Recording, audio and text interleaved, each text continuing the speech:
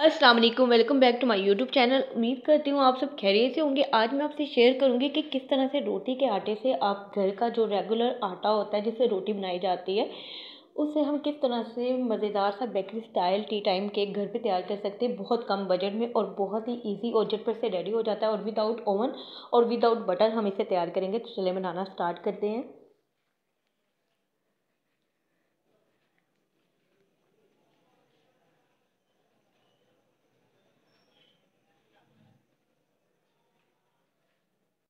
T time cake बनाने के लिए यहाँ पर मैं यूज़ कर रही हूँ घी का। और घी बिल्कुल भी मेल्टेड नहीं है, बिल्कुल नॉर्मल घी है। तो 2 से 3 टेबल स्पून यहाँ पे मैंने भर के घी के लिए हैं।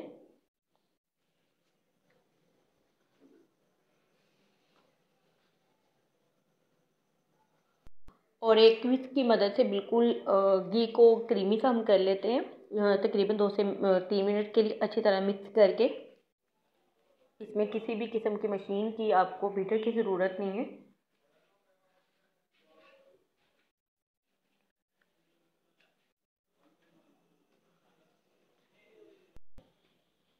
3 से 4 ड्रॉप्स इसमें जाएंगे वनीला एसेंस के। अगर आपको कोई और फ्लेवर पसंद है तो आप कोई और फ्लेवर भी इसमें ऐड कर सकते हैं।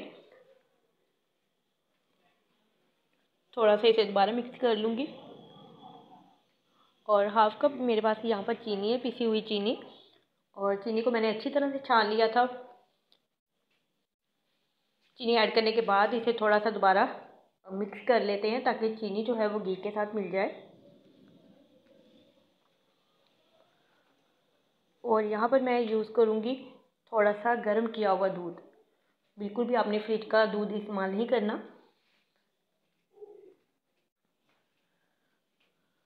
और इसे अच्छी तरह से मिक्स कर लेते हैं।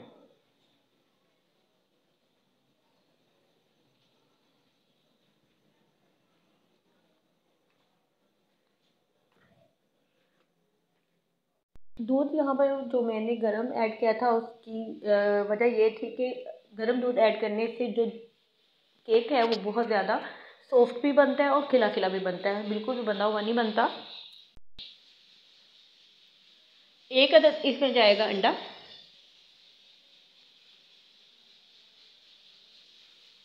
और हम इसे विदाउट ओवन बना रहे हैं तो मैंने पतीले को प्रीहीट करने के लिए रख दिया था। तकरीबन 10 से 15 मिनट हो गए हैं।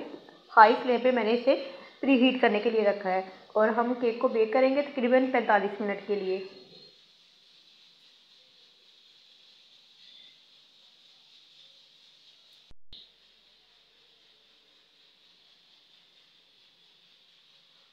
और अब यहाँ पे मेरे पास जो आटा था छान के मैंने रखा हुआ था, 1 कप मैंने आटा लिया है।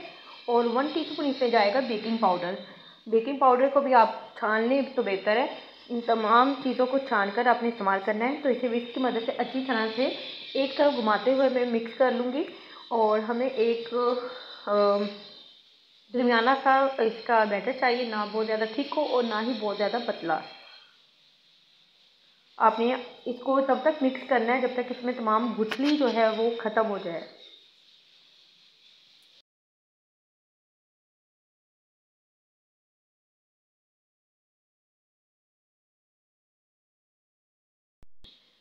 किसी भी शेप का आप मोल्ड इस्तेमाल कर सकते हैं। और मोल्ड को आपने बैटर तैयार करने से पहले ग्रीस करके रखना है।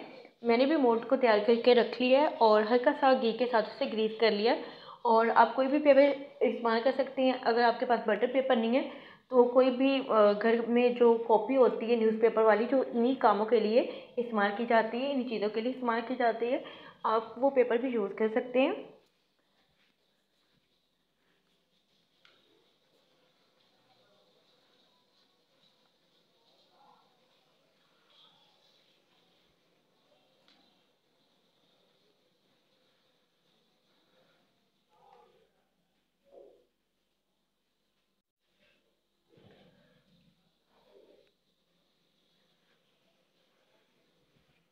तो हमारा बैटर जो है यहाँ पर रेडी हो गया था।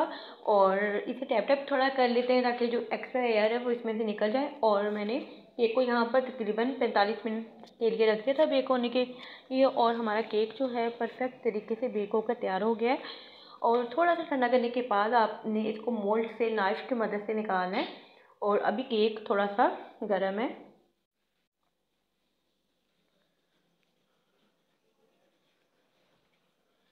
तो मैं आपको इसके पीसीस करके दिखाती हूँ कि माशाल्लाह से हमारा केक जो है कितना परफेक्ट बन के तैयार हुआ है। बहुत ज़्यादा ज़बरदस्त और खिला खिला ये केक तैयार हुआ है और बहुत कम पैसों में और कम बजट में आप इस केक को घर में बनाकर मेहमानों के सामने पेश कर सकते हैं और बच्चों के लिए बनाकर रख सकते हैं।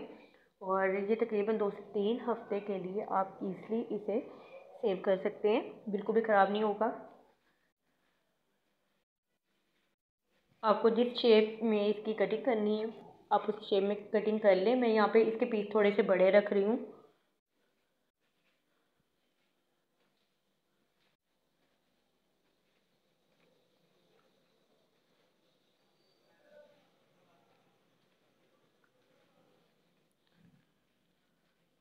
तो माशाल्लाह से आप देख सकते हैं कि हमारा केक जो है कितना ज़बरदस्त तैयार हुआ है और बिल्कुल भी बंधा हुआ नहीं है, बहुत ज़्यादा माशाल्लाह से खिला खिला बना है।